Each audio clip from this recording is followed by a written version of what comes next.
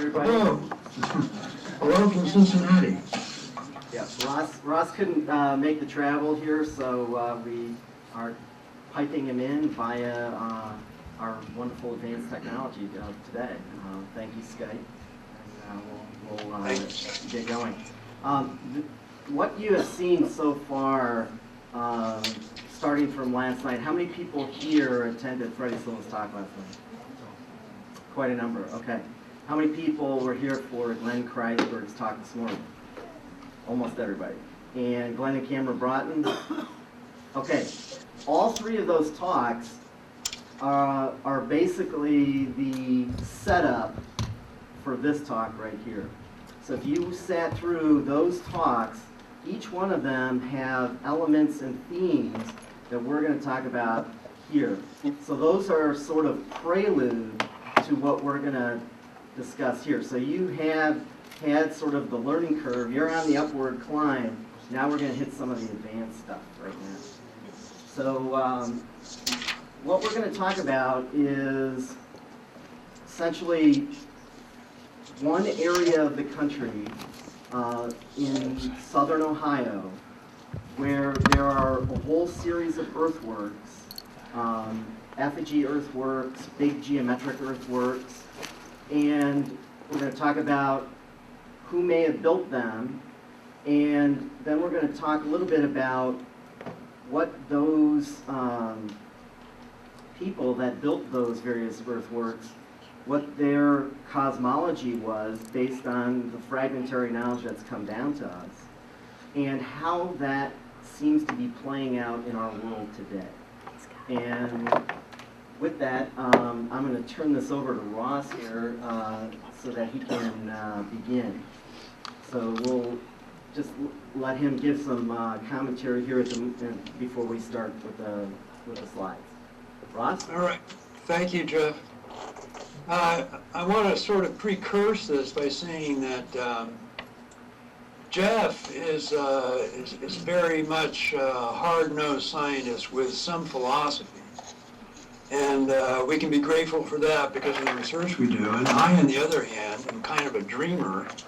I have a background in philosophy, and I try to anchor it down with a little science. So when Jeff and I met a number of years ago, we almost immediately knew that we had two parts to the same mystery, and that if we worked together, we might be able to come up with some answers. So this program is a part of that.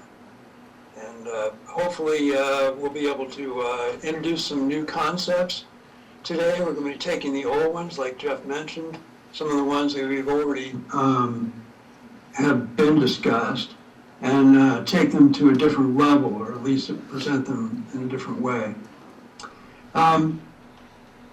The Earth is like a living creature. We've always been told this by Native American people, that we should respect and love Mother Earth, and we have the same coming from the ancient Greeks and Egyptians, who always wished to give the Earth a spiritual identity and a living identity.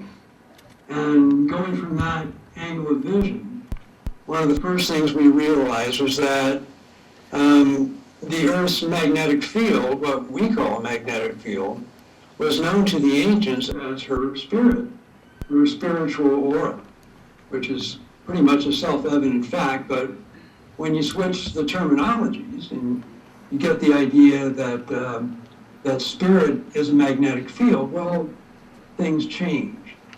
From the ancient Greeks, we have a wonderful mythological tradition, as with the Egyptians and other cultures, such as the Native American, that teach us that there is a father sky and a mother earth, and that they've always had an ongoing kind of loving relationship, and that this relationship produces offspring. Well, one of my early influences in this life was John Michel, and I know he's already been given a lot of credit, but I want to give him just a little bit more because between Rudolf Steiner and John Michel, I've been able to come to grips with a lot of what is transpiring today. As a sort of overview, I want to note that I believe that we're headed into a period when megalithomania, or in other words, knowledge of the subtle earth and the way the ancients attempted to incorporate their architectures into the earth spirit, is going to be going more and more on the ascendant and become more and more popular with people around the world. And so it's from that kind of point of view that we're making this presentation. The Thunderbird and the Serpent is a theme that we like to espouse for this. And when we talk about the Serpent, we're not just talking about the Serpent Mound, although the Serpent Mound is the epitome of what we believe the ancients intended for a serpent to represent. And I'm speaking on a worldwide basis. And when we speak of the Thunderbird, we're not just speaking of a mythological creature who shot lightning bolts from its eyes and created thunder by flapping its wings, but we're talking about a principle, just like with the serpent, we're talking about a principle. And one of the themes we're going to go through is an attempt to give a precise alchemical analogy to the Thunderbird and the Serpent. So I think that I'm going to give this over to Jeff now, and he can go over a couple of slides, and then I'll chime in when Jeff feels it's appropriate. Okay, thanks, Ross. So, let's see if I can.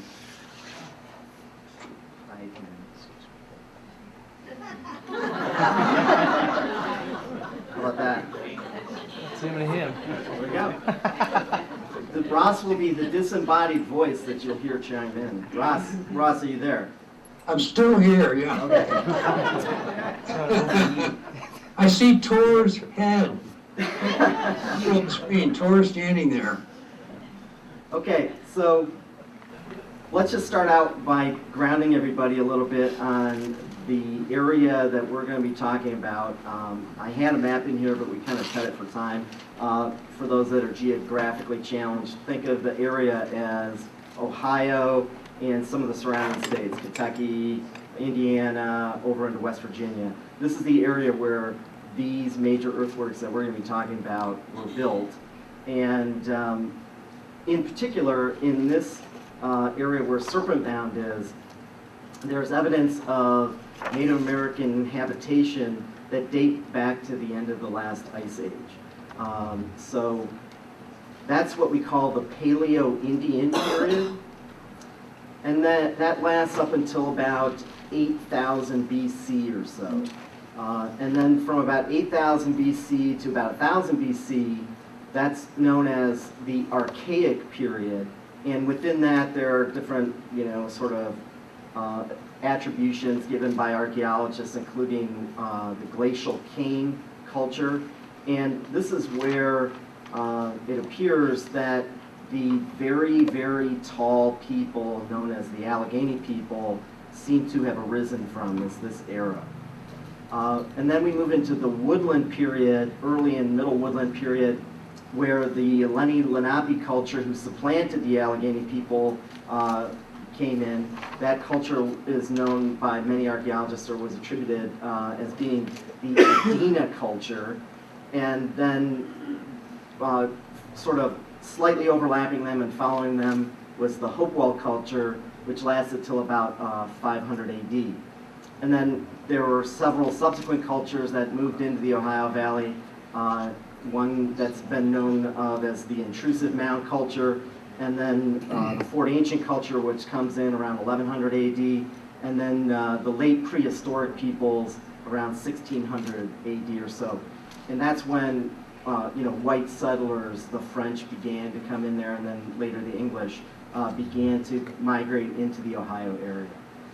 So these are the cultures that inhabited this area.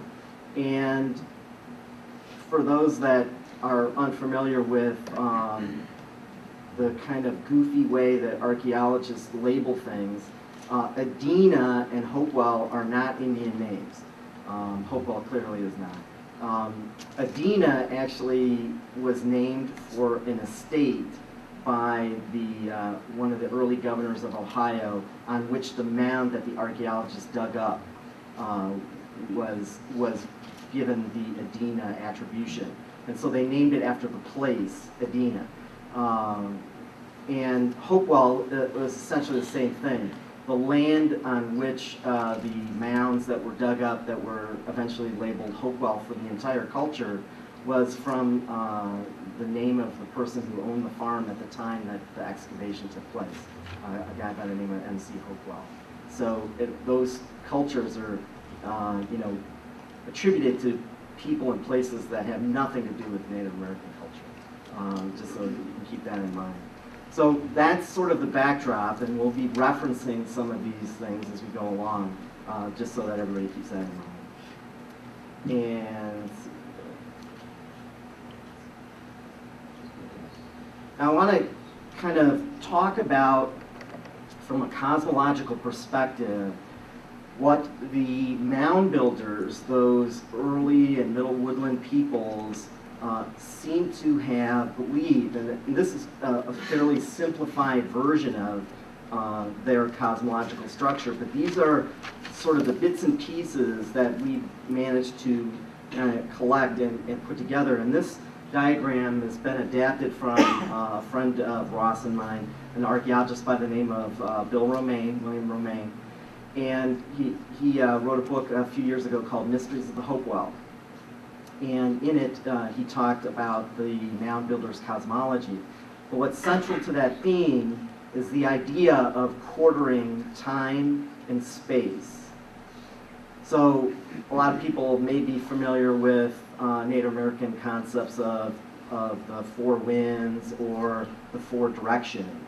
And this is central sort of to that idea, and it dates back to at least this time.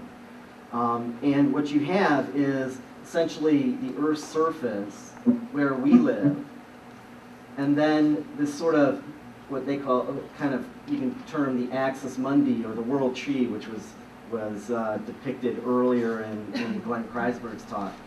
And then you have the path of the sun, which goes around this sort of plane of existence that we live on. But then the upper sky world, up the world tree, is ruled by the Thunderbird. And then down below, the water underworld is ruled by the great horned serpent. In some Native American traditions, it's known as the underwater panther. For Hopewellian and Adena cultures, it seemed to be the great horned serpent. And this sort of cosmological theme has come down through oral tradition in various mythological stories on tribes across the entire continent. You can find this idea of the Thunderbird and the great horned serpent, this sort of duality of opposites, in just about every Native American tradition across North America. So one of the central things about that mound builder cosmology that we have to keep in our minds as we talk about all of these things that we're talking about this weekend is that there's a great amount of difference between a site's function and a site's purpose. So a site's function, a function was considered to be profane. So mound sites and medicine wheels, or we've been talking a lot about stone circles this weekend, as being like calendrical sites, measuring, the cycles of the sun and the moon. That was considered to be profane. But the purpose of these sites was what was profound. And that was that these sites were to seek and maintain universal order on behalf of mankind. And so in a number of these places where these things exist, these calendrical sites, is that A viewer who observes an equinox or a solstice at one of these sites is said to become the cosmic center of the universe, pinning the earth and sky together with the four directions, becoming a symbolic witness to the actual first moments of creation. That precise moment in time and space is what's known as a singularity. And that word, the singularity, comes from the actual Native American word translation. So that concept was known. And, oh, somebody dropped down in the back. My Is lunch everybody okay? cocktail or something. Do you have anything that you want to add here, Ross? No, not right now. I'm getting some feedback. Okay. No, not right now. I'm getting some feedback. Okay. Yeah, we're hearing some feedback. Okay. Well, we'll keep moving. All right. So here's a picture of what we're going to discuss primarily today, and that is the Serpent Mound. This is a satellite shot or a high-altitude aerial photograph of the earthwork itself in the trees. And we're going to use Serpent Mound as a bit of a case study throughout this lecture to talk about a lot of these sort of themes that you have seen being talked about by a lot of the different speakers already this weekend. But Serpent Mound itself, right now, the archaeologists have not yet concluded who exactly built it and when it was built. There's a lot of contention about it. What's amazing is the last sort of major archaeological study before this year that was done back in the 1880s. And so it's been over a century since any archaeological study really has been done, with the exception of one small minor study done in the early 1990s. And so there hasn't really been any determination as to who built it or why. But at this site, I'm going to move to a second slide here. At this site, there are a number of additional features, not just the serpent, including an Adena culture mound, a Hopewell culture mound, and a Fort Ancient culture mound that have been identified and have been excavated in years past, and that the artifacts which have been collected from this site dating back into the 1880s, about, let's say, over 40% of them actually date back to the Archaic. So again, going all the way back to 8,000 BC or so, this hilltop, where Serpent Mound exists today, has been occupied. People have visited there and left their tools and their mounds and their structures dating back to the last ice age. Now, I've also put up 3 spots.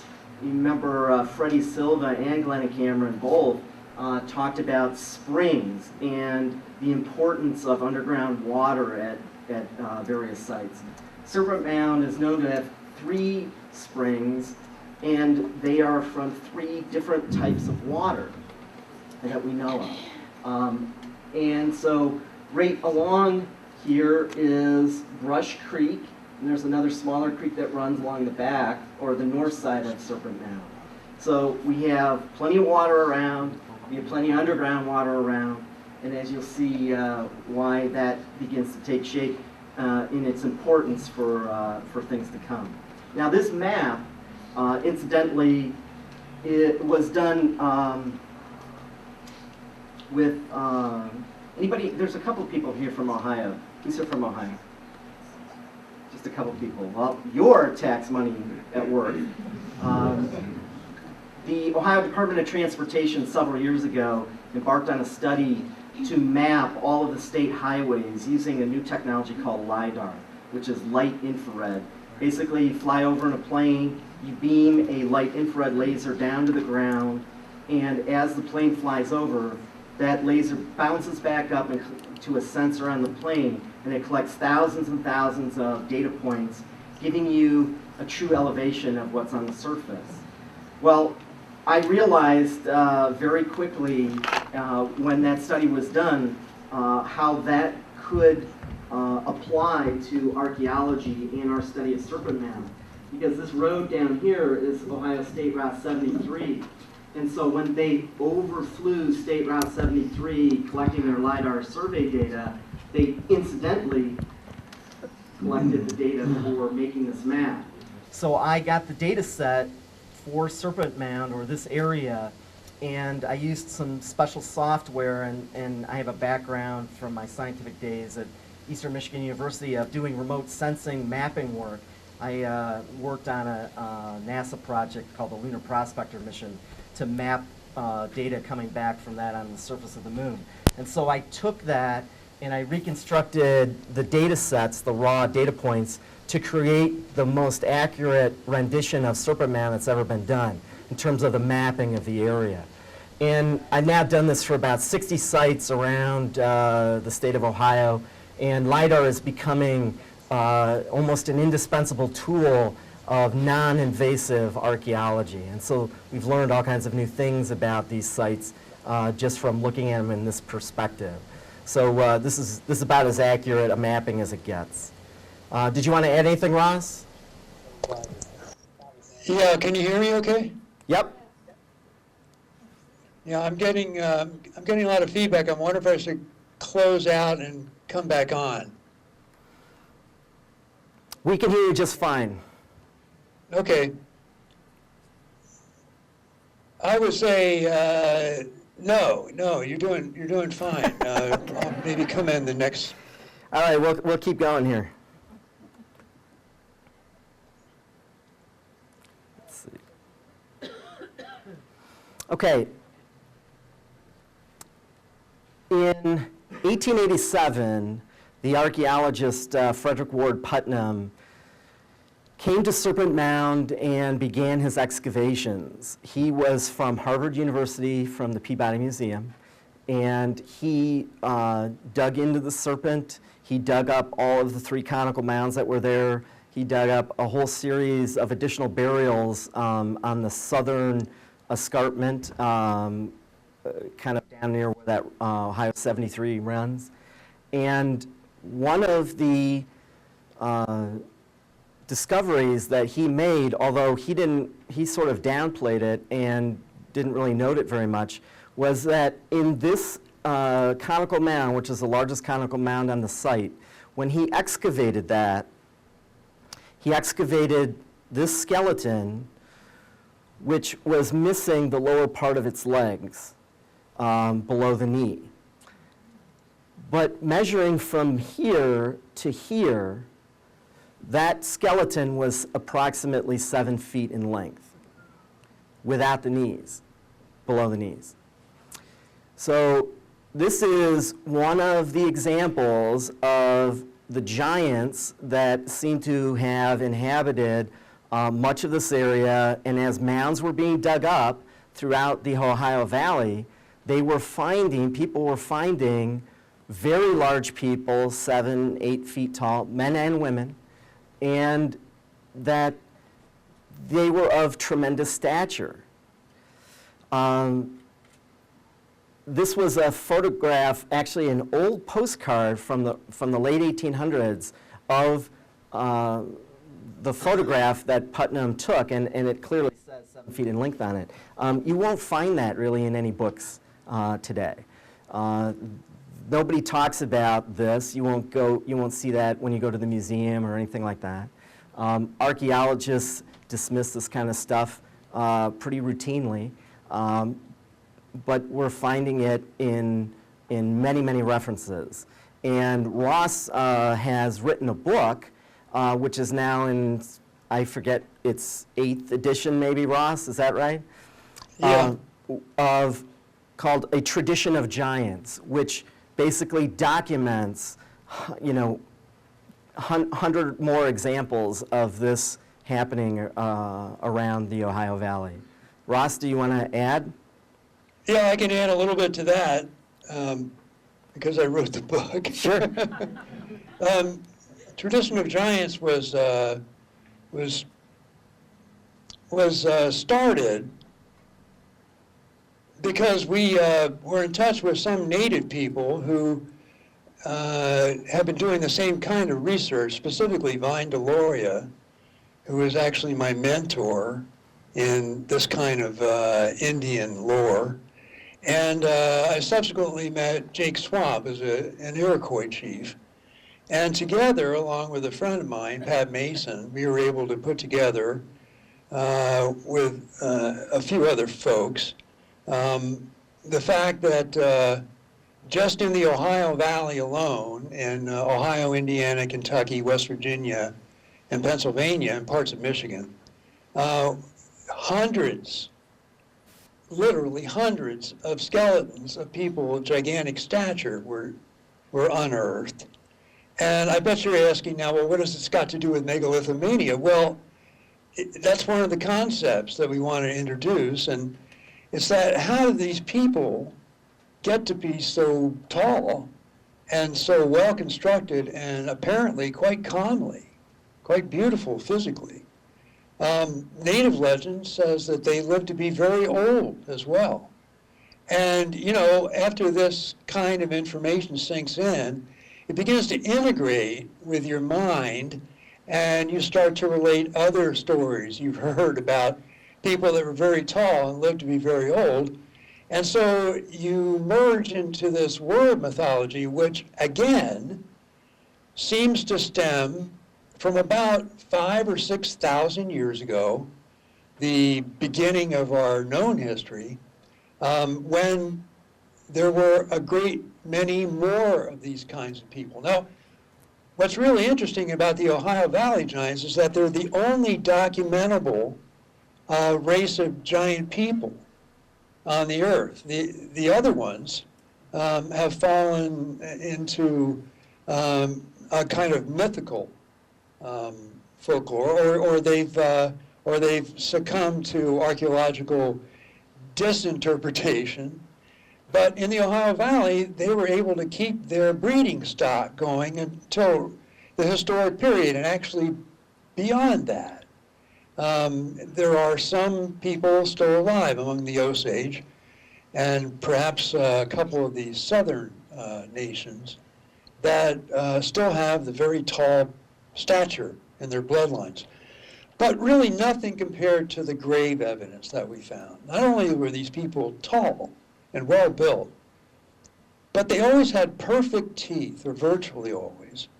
And they showed no sign of acromegaly, which is a disease that causes distension of the limbs. I'm sure you're familiar with the movie The Princess Bride, starring Andre the Giant. Andre was 7.5 feet tall. He couldn't be beaten in wrestling, hardly. And he had this condition where the pituitary gland is overproducing during the youth, and then it stops functioning entirely. Now, Yao Ming of the Houston Rockets basketball team has the same condition. He's about as tall as Andre was. And they don't expect, unless there's a miracle breakthrough, that Yao Ming will live to see his 40th birthday. But again, these people didn't have that disease by the skeletal evidence. So many archaeologists, especially toward the end of the 19th century, the 1800s, began to dismiss these accounts as not good for your reputation if you report on them. So although the Smithsonian reported on a number of them in detail, and although the University of Kentucky and the Carnegie Institute and the Ohio Historical Society has reported on them, nowadays there's almost no evidence that these people ever existed. So we thank goodness for the scholarship that preserved them, and from the few skeletal photographs that we have, like the one Jeff managed to come up with that you saw on the screen. Now, 7 feet seems to be a genetic base for these people. So we had a number of accounts that had them ranging from 7 feet up to over 9 feet in height. Now, I don't know what that is in meters, but in English and Old English standards, that's pretty darn tall. And when you add a fullness of figure to it and intelligence, you sort of begin to ask questions. Where did this race of people come from? And where did Goliath come from? And where did those Mexican giants we hear about come from? So it gets back to an understanding that we don't have of a great change that came over us at the beginning of our known civilization. And that was about 5,000 years ago. And at that time, when we seem to have come into an enlightenment, apparently we were really falling out of a period of greater enlightenment, which not only took away the giant stature and the megalithic monuments and the great earth-sky machinery that was placed all over the world, thanks again, John Michel. Let me just put it this way. What we have experienced over the last 5,000 to 6,000 years is a sort of readjustment to a terrestrial environment where we have become disconnected from our former higher conscious selves. And along with that disconnection, we've lost the evidence except in the form of ruins, as though somebody wanted us to put together a puzzle. And we have the same phenomenon seeming to occur with crop circles. We have somebody that is gently telling us, because of all the sightings that have happened near these ancient sites, someone's trying to tell us something, that maybe there was an Eden, maybe there was an Avalon, maybe there was an Elysia, maybe the Jade Gardens of China were real, maybe Tir na Nog, the land of youth, maybe the happy hunting grounds, maybe these were real places, but that we've somehow forgotten how to get back. Now, according to Indian mythology, the giants were co-evil with the first humans. They coexisted. And their memory goes back, according to Vine, a good 5,000 or 6,000 years. So when you combine the kind of mythology native people have given us, which is rigorous in many cases because they were prone, like the Irish, to indoctrination through oral tradition, with the mythologies and the folklore and the fairy tales from England and Ireland and Europe, and you add in the mythological structures of classical Greece and the Norse myths and the Egyptian, you begin to come up with a picture, which has been touched on already by several speakers, that is attempting to explain to us that we're coming back to this point, and it's like a nexus.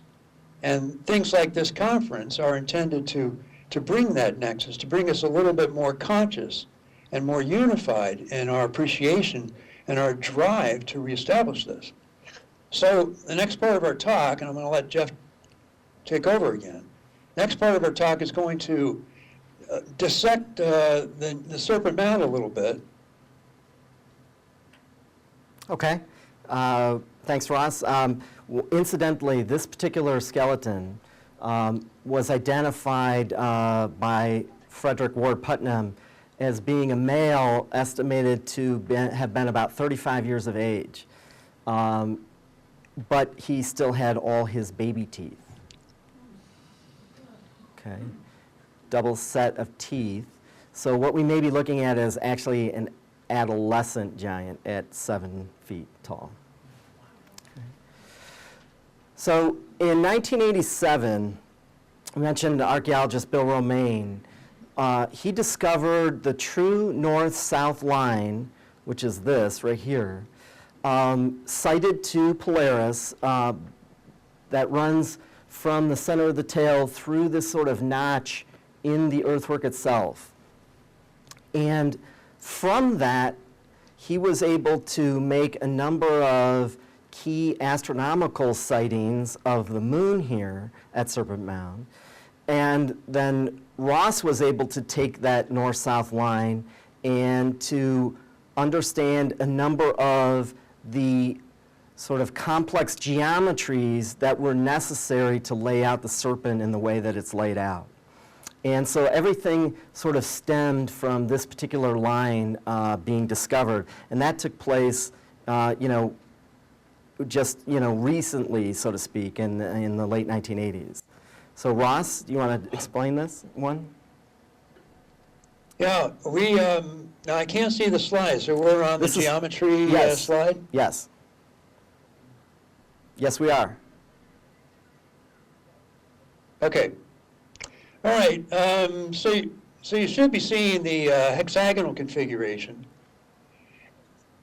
Yes. And you'll notice that that same north line that Jeff pointed out is inherent a part of this figure as well. Now you may recognize this figure from Bernard Perona, Druvalo Melchizedek's Flower of Life drawing. Or you may notice that it came from the Revelation of John. There's 24 points around, and the throne is filled with eyes within. Now, this is a stunning figure of sacred geometry because, as you can see, the serpent cunningly sort of bypasses the little asterisk with its 7 coils, but it's locked between the asterisks and its head and tail area. And then there's one asterisk right in the center of the oval bowl, which I want to talk about just for a second, because when Tor Webster came over here, God bless Tor, he inadvertently left a recording device in the middle of the oval while he walked away. And you can see his video under Serpent Mound Sound on YouTube. And he recorded what we think might be a sort of low frequency sound emanating from that point. Now, we've just begun the research on it, but we think that the entire hexagon may be electrically active on the land. And to give you an idea of what I mean, that point that Tor recorded right in the middle of the oval was dowsed way back in the 80s by the American Society of Dowsers, the Great Serpent Mounds chapter. All these fellows are old enough to be my dad. And they unanimously declared that that point was where 6 ley lines converge, what they called ley lines. But they said they weren't ley lines in the sense of Alfred Watkins' ley lines. They were more like energy lines. So when we extrapolated this figure, it was 2 years before Druvalo had published his, and we just marveled at the possibilities of it. So if we go on to the next slide. Yep. Go ahead, Ross. Okay, this is the same hexagon, and in it, I used the Pythagorean method for establishing a cube. Now, what's fascinating about this is that if you haven't been to Serpent Mound, you wouldn't know it, but it's not laid out on a flat plane. It's laid out very much in the way it's laid out in this cube.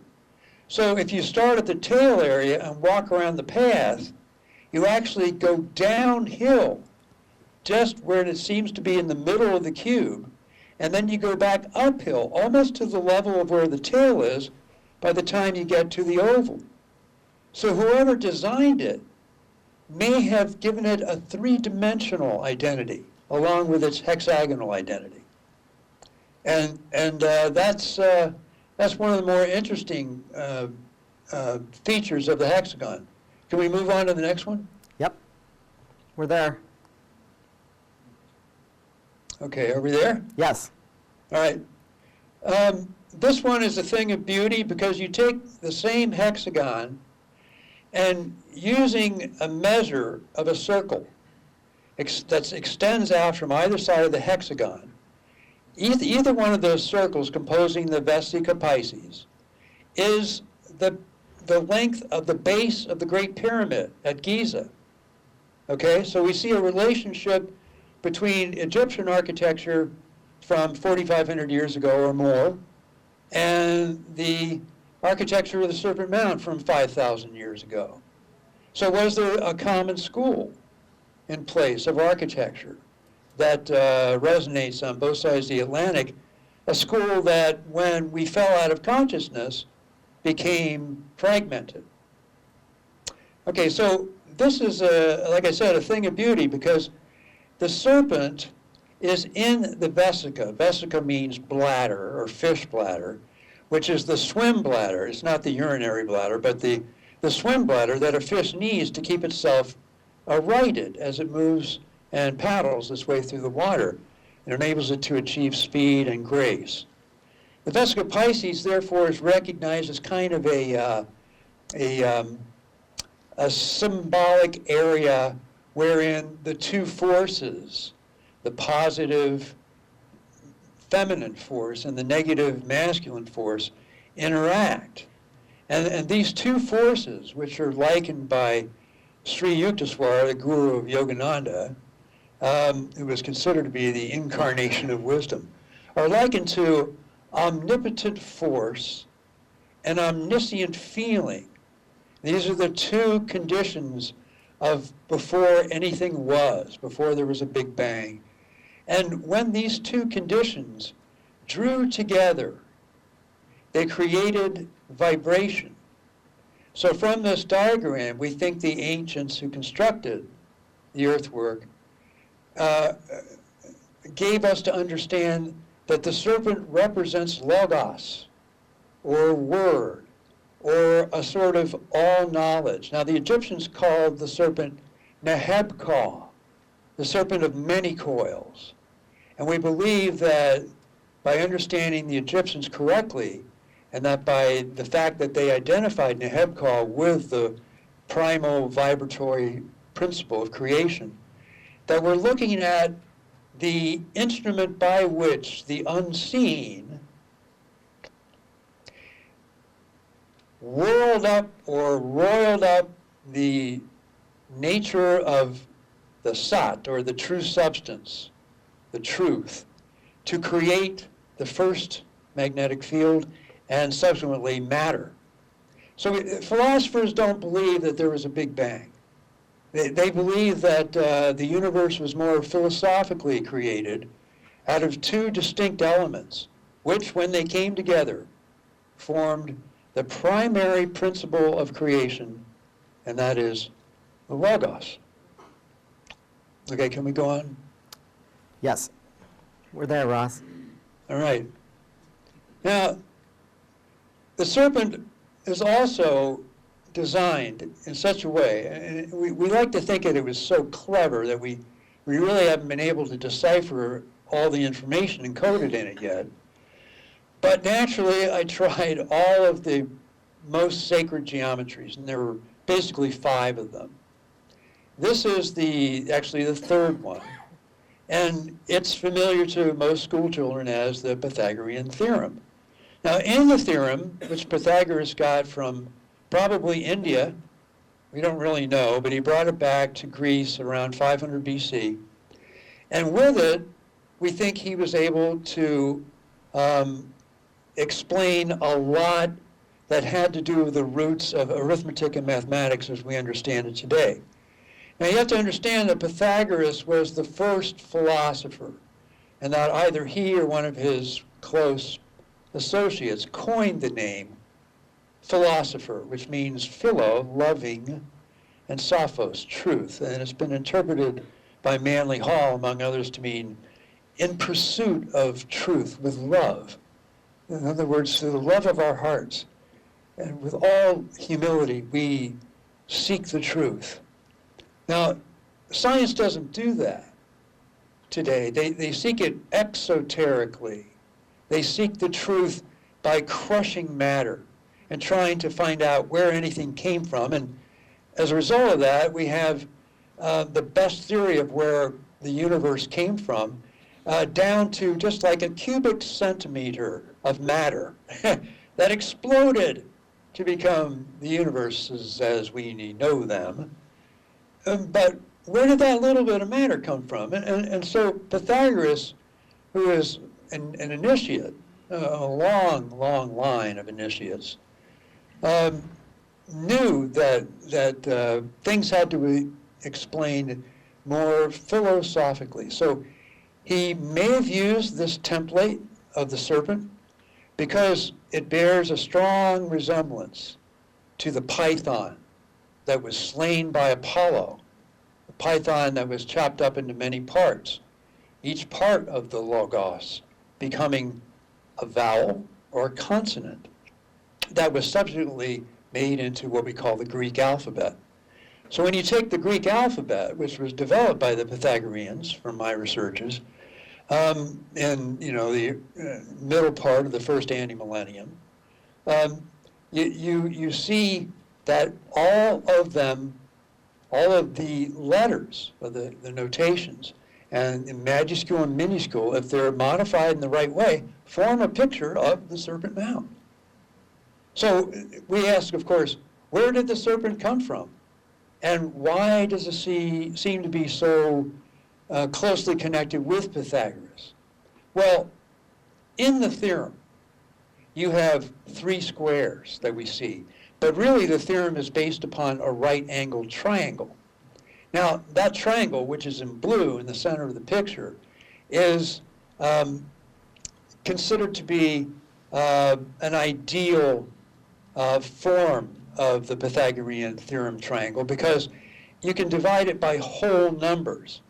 Now, you can make different kinds of right-angled triangles, but this particular one is interesting because it's twice 3, 4, 5.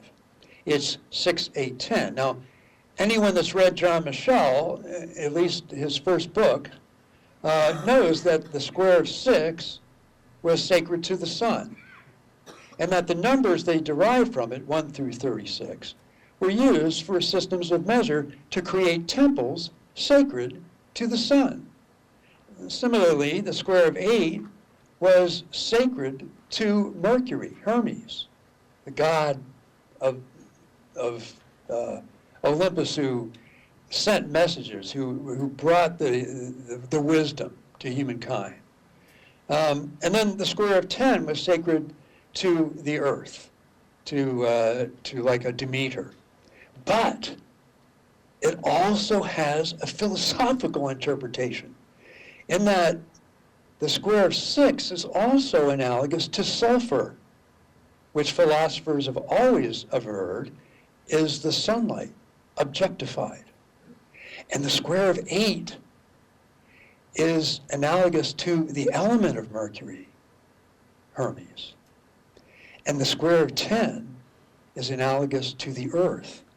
So when you combine sulfur with mercury, A squared plus B squared, and you add up those areas, 36 plus 64, you get 100. So sulfur plus mercury equals the philosopher's stone, you see? And Manly Hall, among other initiated philosophers, suggests that from this, Pythagoras was able to determine the precise quantitative value on how to produce the philosopher's stone. Now, what is the philosopher's stone? Well, it's probably not even controversial anymore. It's not really believed to exist except by people who are initiated or people who are seeking the initiation, because it can do things that are untenable in our scientific awareness. It can transmute base metals into precious metals. It can improve the flavor of any food. It can be used in an electromagnetic matrix to produce a field that opens up the hyperphysical world to us. So in other words, if you dissolve a little bit of the philosopher's stone into water and you circulate it through a magnetic field, it won't produce an ordinary magnetic field because the philosopher's stone so cunningly combines sulfur with mercury that they can no longer be divided. and they take on this new substance that we call the divine cinnabar, or what the Chinese call tan. So there's any number of names for it. But the philosophers, the initiate philosophers, have used it from time immemorial in order to make themselves strong of spirit so they can go out and do what needs to be done. So when we look back, we have Guru Nanak, we have Rumi, we have the Buddha, we have the incarnation of Christ, Christos, and these are all men who were initiated into the mysteries of the divine way. And although they didn't give it out, except to their most favored disciples, and I fear as though I'm speaking too openly on this, but in the theorem, we see the Serpent Mound swallowing the sun, digesting it by way of Mercury, you see, and then in the middle of the square of Mercury, you see it being digested and turning into Earth. So was the Serpent Mound a scientific instrument at one time that somehow took the power of the sun and by combining it with the powers of the earth, converted it into a healing and fertilizing essence? Okay, can we go to the next one?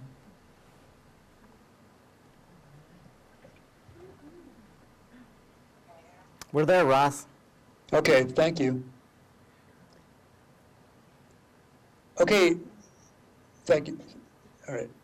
The Serpent Mound fits into so many different sacred geometries and does it so well that we know that it was conceived by a philosophical standard that's unmatched anything else we found in the U.S. It seems to hold a bit of all of the sciences contained in a code. And one time when I was giving a talk at Serpent Mound, Jeff and I volunteered there quite a bit. And my spouse and I, Leslie, try to get up there every Saturday during the warm season. So if you're ever in town, you visit, come on Saturday afternoon and just contact me first, make sure I'll be there. But they asked, how could the serpent fit into the hexagon and the cube and the Vesica Pisces and the Pythagorean theorem?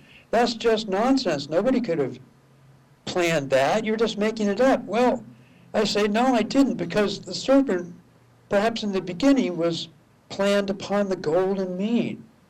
And talk about magical, Hugh. The golden mean is truly the magical ratio.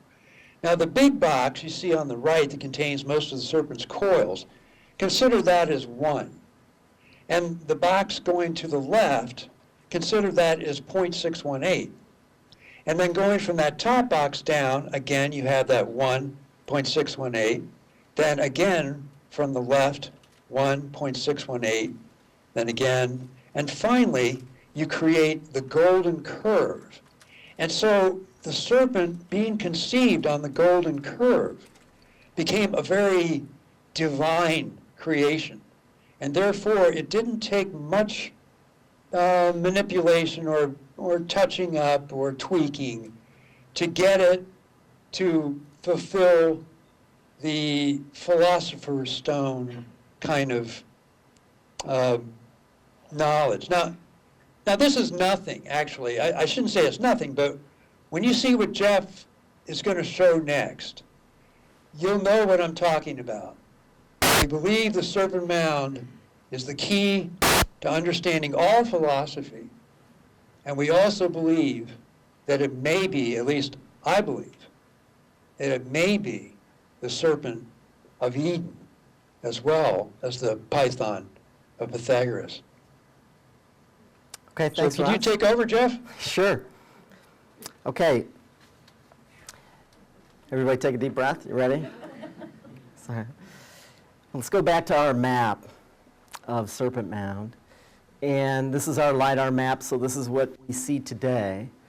And one of the things that Ross indicated is that the designer of Serpent Mound built it in such a way that it incorporates all of those sacred geometric principles of antiquity.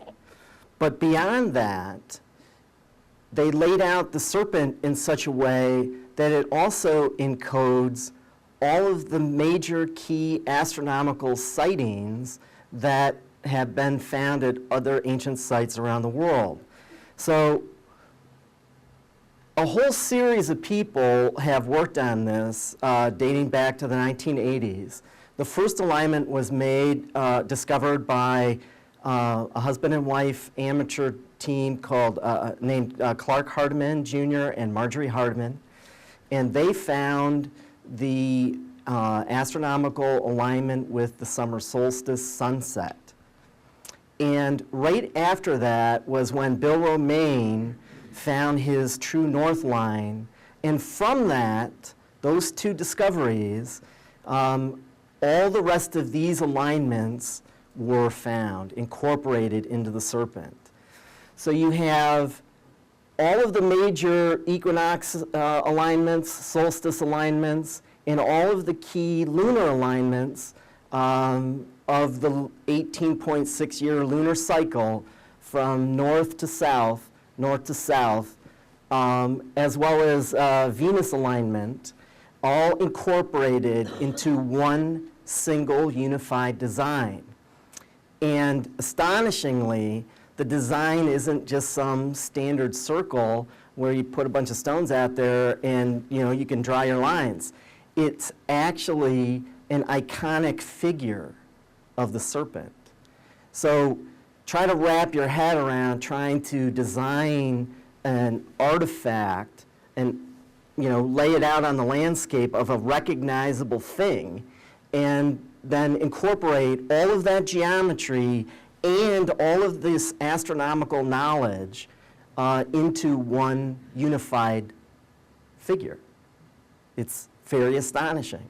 So we'll just look at the sunrise alignments from a different viewpoint. In the LiDAR survey, I can rotate that around in 3 dimensions so that you can see it from the side. And if you were looking at this towards the east, you would see, if you were to stand in one location, all of the major sunrise alignments, summer solstice, equinox, winter solstice sunrises. But you would also see, over the course of 18 and a half years or so, the minimum northern moonrise, the moon midpoint rise, and the maximum southern moonrise in those same coils. So if you were to flip the serpent around from a different angle, we're just going to flip it around to look at it from a different perspective. There's the summer solstice sunset and the equinox sunsets. And if you were to stand at a single point, you can essentially see where the lunar midpoint set is and the minimum northern moon set and the maximum southern moon set. So all of this is incorporated into one particular design. And on top of that, now it's just laid out on the landscape in a particular spot, but if you were to zoom out, Serpent Mound is right down here. It's pretty hard to see for those in the back. But if you look at where the summer solstice sunset comes in the distance, the sun, when it sets, seems to roll down this hill. So you actually see the disk of the sun following the roll of the horizon of that hill right down until it sets. Very specific in the landscape. So on top of having solar, lunar, and planetary alignments, the serpent itself seems to be laid out in a celestial alignment. And for those that saw Glenn's talk this morning, he briefly showed it, but it's laid out like the constellation of Draco. Ross, did you want to pick up here? Yeah, I'm not sure how you're going to do your animation, but I'm just going to take it for granted that it's going to be staggered. Okay. About 1998, I inadvertently left a transparency of Serpent Mound over an astronomical guidebook that my brother had given me for a birthday present. And I realized that the serpent could be aligned to a star pattern, and it happened to be laying over Draco. Now, I didn't see the real final product at first, but I worked with it for several weeks, consulted with the head of astronomy at the Cincinnati Museum Center and another amateur astronomer, and came up with the figure that you see before you. Now, what's interesting about this figure isn't just that it falls between the Little and Big Dippers, but that one of the stars did not touch on the margins of the serpent's body. And at first I thought, bummer, because that star is going to keep me from being accepted by archaeoastronomers. Well, when I did the research, I found out that that star was the pole star 5,000 years ago. Now, what is a pole star? For those of you that don't know, very briefly, a pole star is the star that doesn't appear to move. And Native American folklore says they called it the star that does not walk around. And it's the same star that navigators have used for centuries to find their way at night, because it always points the way north. Now, because of precession, which is a minor wobble in the Earth, which was discussed by the last speaker, I believe, the Earth's North Pole tends to point to other stars in a small circle above it called the North Ecliptic Circle. And because of that, 5,000 years ago, we weren't pointed to Polaris, which is at the end of the handle of the Little Dipper. You can see it there, it's just in the picture. But we were pointed to Tuban, or Draconis Alpha. So if you projected the serpent in the sky and laid in all those other fine little stars, which by the way fall very neatly into alignment, you can see how they may have envisioned the great serpent as rotating around the center of the night sky once a day. So using that, we were able to show how the circle of Tuban was created. And that small circle that you see, the dotted circle, over the Little Dipper, that is the size of Stonehenge. So when you put Jeffrey's lunar and solar alignments, coming and going, into the picture with the stars, you'll see that they all seem to come into that area of the size of Stonehenge. So again, we're looking at a resonance 5,000 years ago when Stonehenge was begun with our Serpent Mound and the Egypt, the Great Pyramid at Egypt, which goes back nearly that long ago. And so was there a common school of architecture in those days? So we call this circle the Circle of Tuban, and we celebrate it because, and I think John Michel would really like this, because the distance across that circle on land is the megalithic rod, 680 feet, or 6.8 feet. But from this could have been derived all megalithic measure and similar measure that we found in the Ohio Valley, which seems to be of a different school, but in fact, all may have been derived from the serpent, which could have been their universal and central figure. Remember the old garden, serpent of the garden, the Python of Pythagoras perhaps. So what we're looking at is a template that hadn't been seen for thousands of years. And I'm very happy to be able to present it to folks. So in the next slide, We're there, got Ross. that next slide up? Yep. Okay. And the next slide, and this is my pride and joy. And I needed Jeff, because Jeff is a former professor of astronomy and astrophysics, to verify, and because I'm not an astronomer, but like I said, I have a lot of good inspiration. And, Jeff and I have been studying the Earthworks for many, many years. And we're familiar with these 12 that you see there. And you see the serpent in the center. And let me just read to you this quote, which you can read along with me, from John Michel. All over the world, in countries as far apart as China, Peru, Iceland, and Madagascar, are records and traditions of whole nations being divided into sectors of land corresponding to one of the 12 signs of the zodiac. Together they formed a zodiacal wheel, at the center of which was a sacred mountain, mound, or acropolis rock, which represented the pole of their universe. Now, Glastonbury Tor was a mound, a small mountain, artificially created, and it was named after Thor, the lightning god. Now, this is where our theme of the Thunderbirds and the serpent comes in, because we believe that the serpent, which is central to this ancient cosmology, very much like Glastonbury, was the center of power as well. So when we look at this zodiac, we're reminded of the Glastonbury zodiac, except that the Ohio Valley zodiac wasn't spread out over 50 square miles of contiguous figures on the landscape like Glastonbury is believed to have been, but was spread out literally over thousands of square miles, covering 5 states.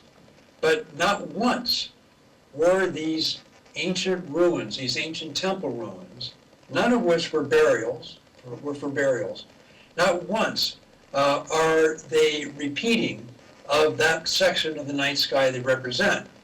So we believe that the ancients had a powerful cosmology at work, at the center of which was the Serpent Mound. Now, if you go through that illusionary phase, Jeff? We're there. Okay. That figure that Jeff put up, again shows how the serpent is relative to the actual constellations of the night sky, matched up with their peculiar or particular earthworks. Now, we think that they had, even though the earthworks were conveniently placed at different parts of the landscape and not neatly like the picture you see in front of you, we think that they did interact as an ingenious energy supply and demand system. Because instead of, like at Glastonbury, when everything would have depended upon the Tor for its lightning, Thor was the god of thunder and lightning.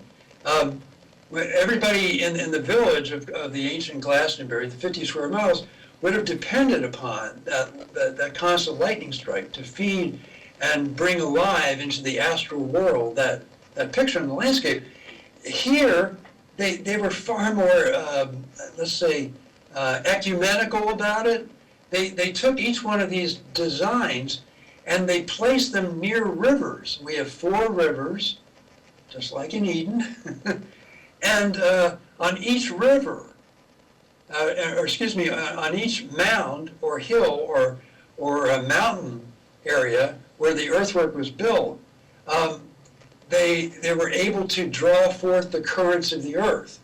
So at some of these sites, we found magnetic anomalies as well, and also these points of energy, which can be construed as contributing to the central tone.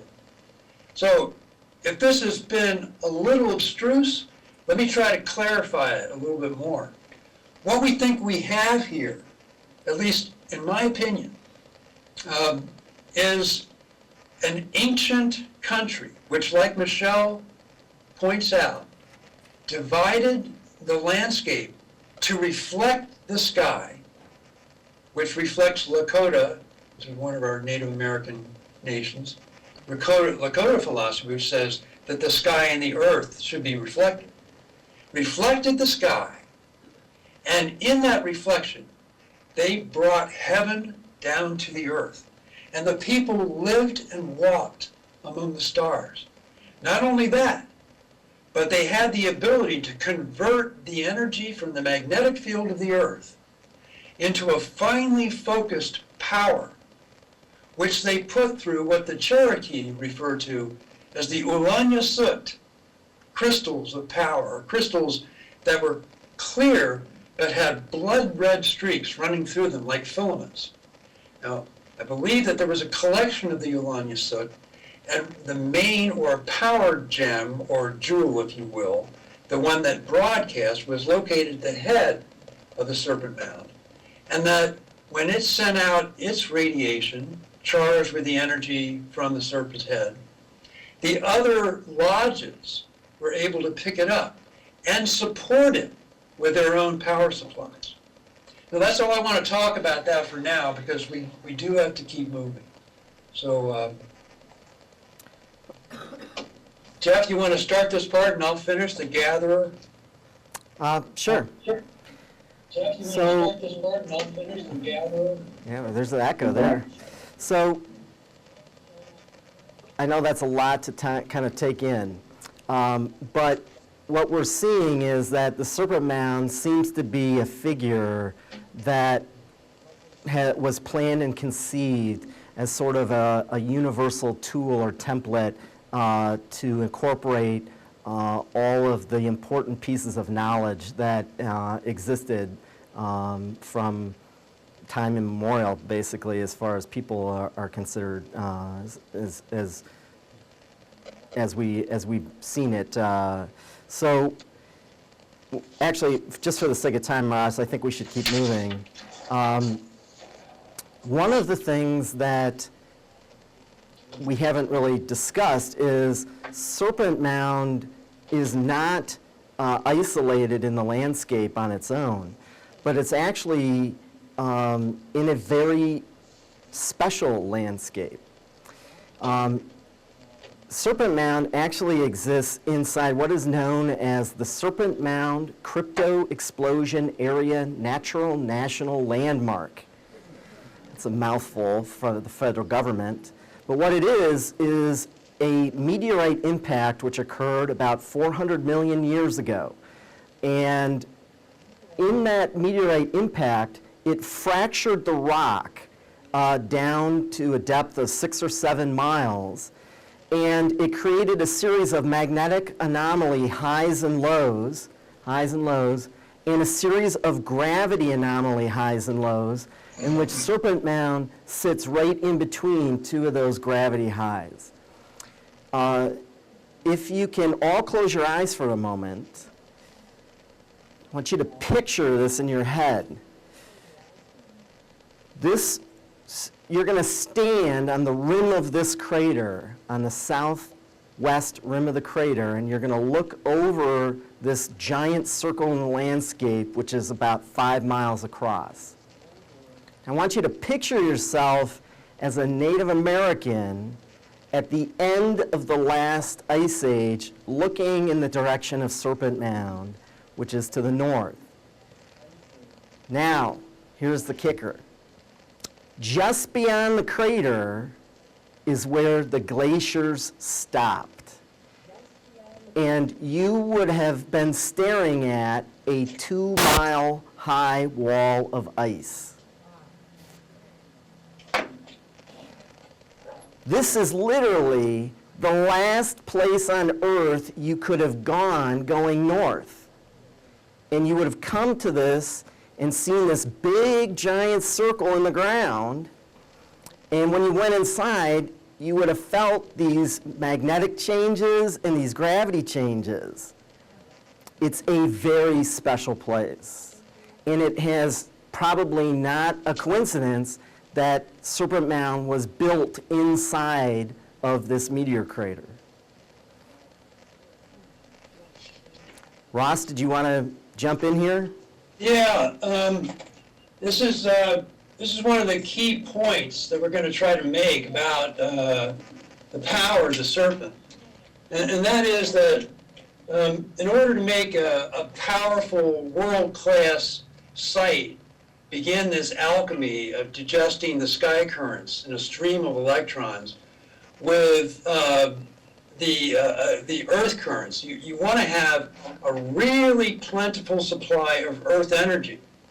Now, the Earth's magnetic field is very interesting because the armature the Earth passes through it And instead of producing a negative charge like we do when we pass copper through a magnetic field, because the Earth is so abundant in all the different elements, she produces a positive charge, which has a great deal of magnetic flux, but only a few electrons, kind of like the kind of charge you get when you walk across a carpet in the wintertime and a dry time. Well, the piezo electrical energy from the highly faulted area combines with this strange magnetic anomaly in the basement rock, which we think may be an accumulation of energy from the magnetic field. And a lot of it tends to surface and move toward the margins of this impact crater. And as a result of that, the Serpent Mound, which is on a large deposit of dolomite and a high ground toward the margins of the crater, has an extraordinary number of lightning strikes. I mean, the trees all around there seem to get picked on one by one, and one by one they die. So what we think the ancients did was they had a totem in the form of the great serpent, and Native American legend of the Thunderbird backs this understanding up, that the Thunderbird was always hunting for the serpent. They were always engaged in this dramatic interplay of earth and sky energies that was necessary to restore the earth to fertility. So when we're thinking of an alchemical equation, you couldn't get any closer to it other than the Philosopher's Stone itself when you're combining opposing forces, and you're doing it upon something like the Ulanya Soot or the sun disk, which may have been on the top of the oval, and confuriating, marrying those two currents to create a third current, a very healing current, and having this reaction occur spontaneously and continually, day and night, for years and years and years, and it having the effect of literally transmuting the earth, causing things to grow properly, causing people to grow and live long. And literally a paradise could have been founded in this area 5,000 to 6,000 years ago using this sort of spiritual technology. So we'll also discuss that a little bit more. Well, Ross is jumping way ahead. He's down the road several slides. But what we're talking about is that the earthworks themselves throughout the Ohio Valley were built in such a way to actually attract and bring lightning. And the quote on the previous slide by William Henry Harrison, as well as other things that he wrote, he actually may have witnessed some of this firsthand. When William Henry Harrison, who was one of the early presidents of the United States, before he became president, he was out in the western states, which was West Virginia, Ohio, Kentucky, Indiana, Illinois. He was there actually fighting the Native Americans, and was one of the people stripping the land from them. But he did notice when he arrived at the place that we now call Cincinnati, there were a whole series of earthworks, now all of which have been obliterated by the building of the city of Cincinnati. But he did mention that in one of them was a tall conical mound which had a ditch or a moat around it that was filled with water, and that the Native Americans erected a post on the top of that mound to attract lightning. And when the lightning hit that post, the people would rush in to drink the water as fast as they could because they believed it had special healing properties. So this was the technology used to heal people and to make people vital. Now, we mentioned, Ross mentioned earlier, dowsing at Serpent Mound. And actually, this is an old dowsing diagram that I found from the 1950s, which shows the underground water and also the energy lines which have been doused going in there. Now, if you remember, Freddie Silva last night talked about how during different seasons of the year, you can douse these areas, and those lines will change based on what's going on in the environment. And that seems to occur here. I've seen several different dowsing diagrams that have been done during different points, but which show that that energy is still being attracted into the serpent. Now, one of the reasons why that might be the case is the actual construction of Serpent Mound itself. Any William Reich fans in the audience? Few? Okay. One of the things that William Reich talked about is in attracting energy, you alternate layers of inorganic soil and organic soil. And that's exactly how these mounds are constructed. Serpent Mound itself is actually constructed right on the dolomite itself. From all indications from the early archaeological excavations was that they cleared off all of the soil on the surface of the rock and built the mound right on the high quartz content of the dolomite. So it was right on the dolomite. They then laid out the serpent with stones to get the shape. Then they coated it with yellow clay, specifically yellow clay, and then you had this layer of red clay on top of it. So it was constructed in a very specific ceremonial way with certain colors of soil to indicate that. Now, what Ross was talking about is that this area attracts lightning quite a bit. Well, one of the things that we seem to have found is that there may have been a megalith which stood in the center of the oval. Ross and I, a couple of summers ago, were doing some volunteer work repairing one of the hiking trails that goes around the base of the cliff that Serpent Mound sits on top of that escarpment. And while we were down there, we found this long megalith, which seems to have maybe fallen off the top of the cliff, and the top may be buried down in the soil below. When we cleared off this area of it, it turns out that the stone is very rectangular and worked, but it tapers down at this end of it.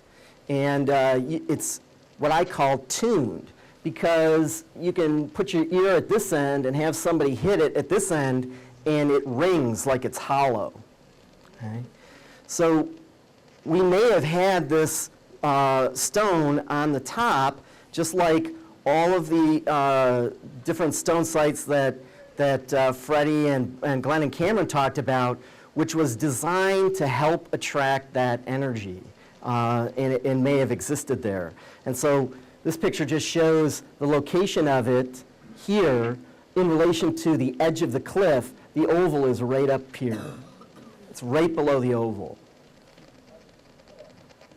Now, I've heard this book mentioned a couple of times already this weekend, but you haven't seen a picture of it, so here it is.